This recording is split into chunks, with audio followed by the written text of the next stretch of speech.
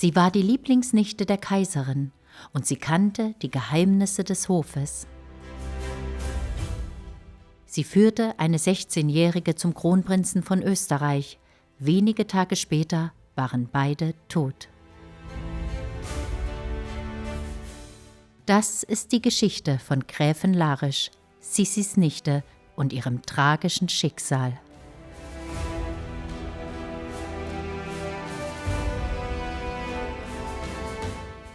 Marie-Louise von Wallersee-Larisch wird am 24. Februar 1858 geboren, nicht als Prinzessin, sondern als uneheliche Tochter. Ihr Vater Ludwig Wilhelm in Bayern, der älteste Bruder von Sissi, der Kaiserin Elisabeth von Österreich-Ungarn. Ihre Mutter die Schauspielerin Henriette Mendel. Als Henriette erneut schwanger wird, trifft Ludwig Wilhelm eine Entscheidung. Er verzichtet auf seine Thronfolgeansprüche und heiratet sie am 28. Mai 1859. Kurz zuvor wird Henriette zur Baronin von Wallersee erhoben. Maries Bruder wird geboren, doch er stirbt nach wenigen Monaten. Nicht alle billigen diese Ehe. Elisabeth stellt sich hinter ihren Bruder. Sie lädt das junge Paar nach Schönbrunn ein.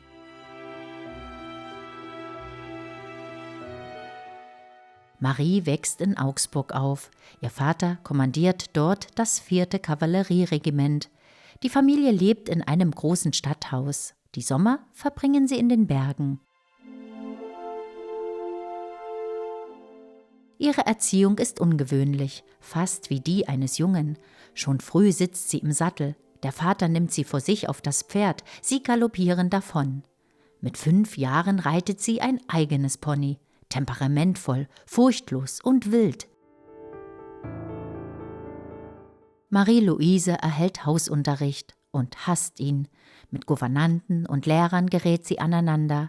Trotzdem lernt sie, sogar Latein. Nach dem Krieg von 1866 zieht die Familie nach München. Der Vater verlässt aus gesundheitlichen Gründen die Armee. Gesellschaftlich bleibt er präsent. Oft reist die Familie nach Schloss Garatshausen am Starnberger See, nicht weit von Possenhofen. Dort hatte Elisabeth ihre Kindheit verbracht. Eines Tages verkündet der Vater eine Nachricht. Garatshausen ist für 6 Wochen vermietet, an seine Schwester. Die Kaiserin will kommen, mit ihrer jüngsten Tochter, der kleinen Marie Valerie von Österreich. Ihre erste Begegnung mit Elisabeth von Österreich-Ungarn prägt sich in ihr ein. In ihren Erinnerungen nennt sie später eine Feenkönigin, eine Frau wie aus einer anderen Welt, voller Zauber, voller Distanz.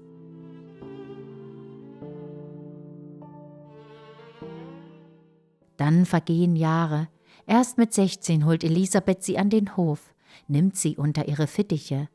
Marie ist inzwischen eine junge Frau. Sie singt, sie spielt Klavier, sie reitet hervorragend, doch ihre Herkunft bleibt sichtbar. Die Tochter einer Schauspielerin. Nicht alle heißen sie willkommen. Die Hofdame Marie Festetitsch notiert nüchtern: hübsch, sympathisch, aber nicht ganz aufrichtig, als spiele sie eine Rolle.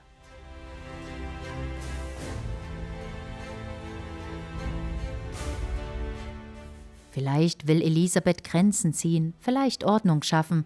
Sie arrangiert eine Ehe für Marie mit Georg Larisch von Mönnich. Marie beschreibt ihn später als schüchtern. Einen Leutnant mit unscheinbarem Gesicht. Man warnt sie, er sei launisch, eigensinnig, doch Marie beharrt darauf. Die Kaiserin wünscht diese Verbindung.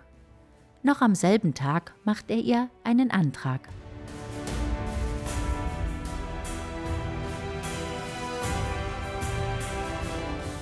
Am 20. Oktober 1877 findet die Hochzeit statt, in Gödelö. Der Kaiser schenkt kostbare Spitze für das Brautkleid. Elisabeth überreicht eine Perlenkette. Von Rudolf erhält sie eine schwarze Perlenbrosche. Marie empfindet sie als unheilvoll. Er lächelt über ihre übertriebene Empfindlichkeit und steckt sie ihr selbst an.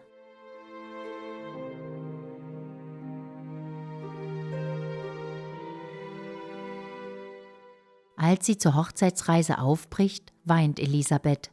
Doch die Ehe beginnt ohne Glück. Marie fühlt sich geopfert. Auf dem Altar einer lieblosen Verbindung, schreibt sie später.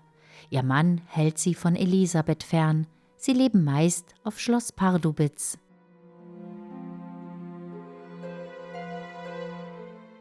Dort werden ihre ersten Kinder geboren. Franz Josef 1878, Marie Valerie 1879. Doch Harmonie stellt sich nicht ein. Marie empfindet die Ehe als aufgezwungen. An den Treueschwur fühlt sie sich innerlich nicht gebunden. Der Graf gilt als mürrisch, langweilig. Ihre Ausgaben für Kleidung missbilligt er offen. In Pardubitz lebt auch Heinrich Baltacci, Reiter, Jäger. Er wird Maries Liebhaber. Es ist kein Geheimnis, man sagt, er sei der Vater ihrer jüngeren Kinder, Marie Henriette, geboren 1884, und Georg Heinrich, geboren 1886.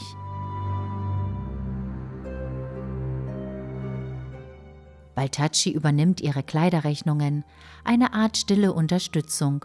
Offiziell jedoch erkennt der Graf alle Kinder an. Zurück in Wien sucht Marie wieder Anschluss. Gesellschaft, Empfänge, Gespräche und vor allem die Nähe zu ihrer Tante Elisabeth von Österreich-Ungarn. Und sie flirtet mit ihrem Cousin, Kronprinz Rudolf.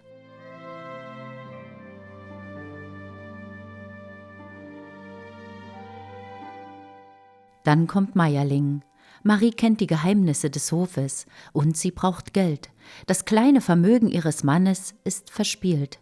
Sie weiß zu viel. Liebschaften, Gerüchte. Rudolf zahlt ihre Schulden, damit sie schweigt. Gleichzeitig führt sie ihm neue Bekanntschaften zu. Sie kennt Helene Wetzerer und deren Tochter Mary, 16 Jahre alt. Im Frühjahr 1888 beginnt es. Marie holt Mary regelmäßig ab, offiziell zum Einkaufen oder für einen Spaziergang im Prater. Doch das Ziel ist immer dasselbe: Rudolf. Bald spricht man darüber, auch am Hof. Selbst seine Gemahlin Stefanie von Belgien weiß von der Affäre. Mary steigert sich hinein. Sie träumt von einer Annullierung, von einer gemeinsamen Zukunft. Doch Rudolf bleibt kühl. Er spricht von einer Frau, die ihn liebe, die aber für ihn nicht einzigartig sei.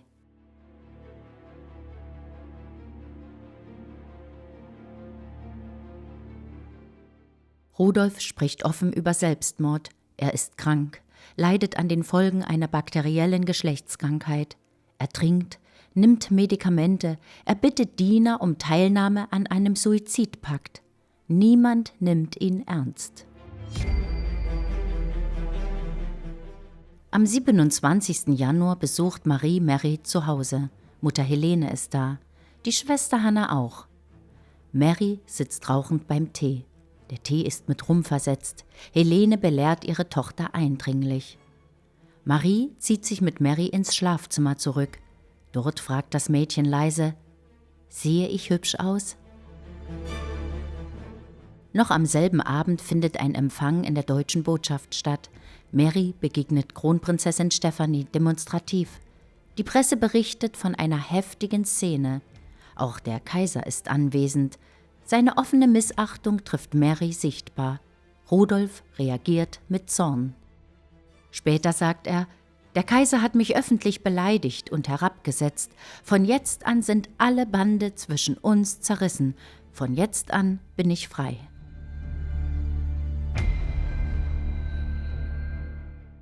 Am nächsten Morgen holt Marie Mary ab.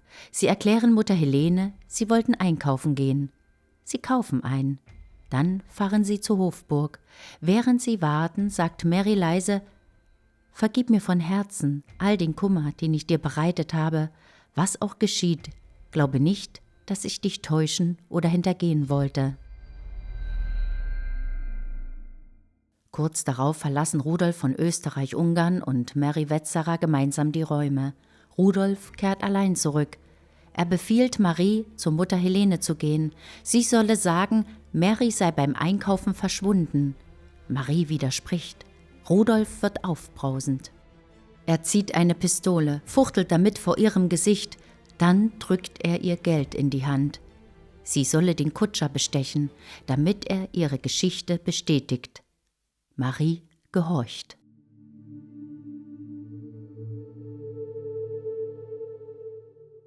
In den frühen Morgenstunden des 30. Januar endet alles in Meierling. Rudolf erschießt zuerst Mary, dann sich selbst. Am Hof beginnt sofort die Schadensbegrenzung, Briefe werden beschlagnahmt, auch solche von und an Marie. Doch das Gerücht verbreitet sich rasch. Doppelselbstmord. Und Marie? Sie war die Vermittlerin.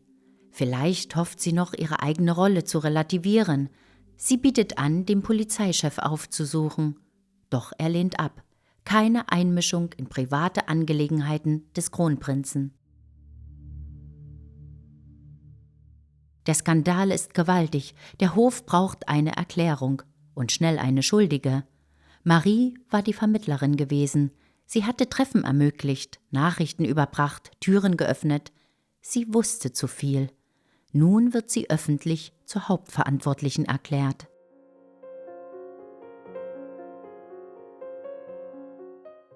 Als Marie ihre Tante aufsuchen will, wird sie abgewiesen. Elisabeth spricht nie wieder mit ihr. Marie darf nicht mehr am Hof erscheinen. Später schreibt sie bitter: Sie benutzte mich und warf mich ohne Reue fort. Von diesem Moment an ist sie gesellschaftlich geächtet. Sie trennt sich von ihrem bisherigen Liebhaber, wendet sich Karl Ernst von Otto Kreckwitz zu. 1894 wird ihr Sohn Friedrich Karl geboren.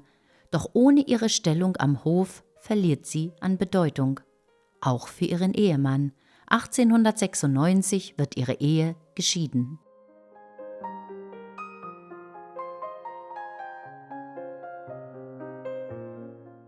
In Rottach-Egern lernt sie Otto Brux kennen, Hofopern- und Kammersänger. 1897 heiraten sie. Die Folgen sind spürbar. Aus Solidarität mit dem österreichischen Kaiserhaus bleibt Brux vom bayerischen Hofbühnen ausgeschlossen.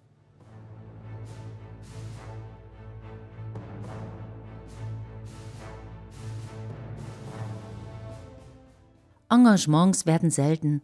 Bei jeder Kritik steht nicht seine Stimme im Mittelpunkt, sondern seine Frau, jene Gräfin Larisch. Brux beginnt zu trinken. 1899 wird ihr gemeinsamer Sohn Otto geboren. Das Geld wird knapp. Marie beginnt zu schreiben, biografische Berichte über ihre kaiserlichen und königlichen Verwandten. Franz Josef will Enthüllungen verhindern. Er kauft ihr die ersten Manuskripte ab, gegen einen hohen Betrag und eine Rente.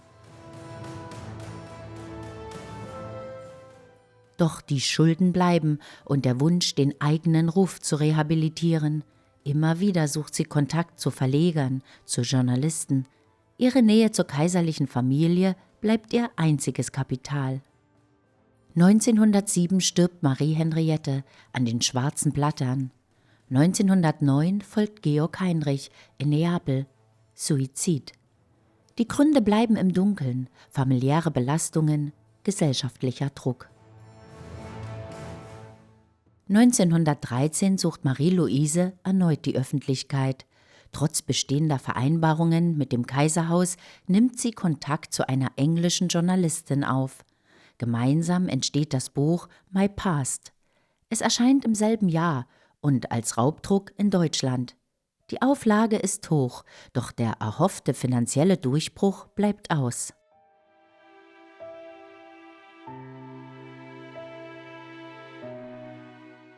Der Krieg beginnt. 1914 stirbt Otto Brux an Leberzirrhose. Ein Jahr später folgt der nächste Verlust. Ihre älteste Tochter Marie-Valerie Larisch stirbt an einer Tropenkrankheit, die sie sich als Missionsschwester zugezogen hatte. Nach dem Ersten Weltkrieg lebt Marie in großer Armut. In Berlin arbeitet sie als Haushälterin. Der Name hilft nicht mehr. Sie will fort, in die USA. 1924 erscheint ein Artikel über sie, über die Nichte der Kaiserin, über ihr bedauernswertes Leben mit alten Bildern. und mit einem Angebot, sie sei bereit zu heiraten, wenn jemand die Überfahrt für sie und ihren Sohn bezahle. Ein Mann meldet sich, William Henry Myers, Farmer, Immobilienmakler aus Florida. Er bezahlt die Überfahrt für Marie und ihren Sohn Friedrich Karl. 1924, im Alter von 66 Jahren, reist sie in die USA. 3 Tage nach ihrer Ankunft heiratet sie ihn, als Gegenleistung und um einen Aufenthaltstitel zu erhalten.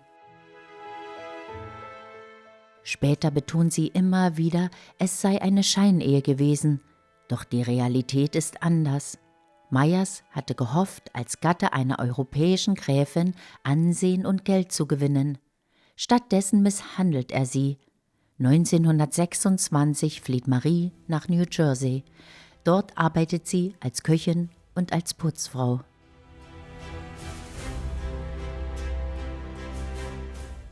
(1929) kehrt Marie nach Augsburg zurück.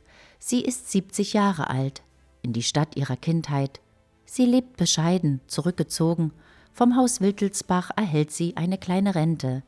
Ab September 1930 wohnt sie im Stadtteil Pfersee, in einer kleinen Wohnung. Kein Glanz, keine Gesellschaft, nur Erinnerungen. Am 4. Juli 1940 stirbt Marie-Louise von Wallerseelarisch im Alter von 82 Jahren, völlig verarmt. Und Friedrich Karl? Er stirbt vor ihr, im Oktober 1929 in München, mit 35 Jahren, eine Grippeerkrankung, Herzschwäche. Auch ihr ältester Sohn Franz Josef überlebt sie nicht. Er tritt in die Armee ein, führt ein stilles Offiziersleben. 1932 stirbt er. Über die Umstände ist wenig bekannt. Am Ende blieb für Marie-Louise nichts, nur Erinnerungen und der Vorwurf, zu viel gewusst zu haben. War sie skrupellos oder verzweifelt? Vielleicht war sie beides und vielleicht war sie vor allem eins, eine Frau, die zu nah am Abgrund lebte.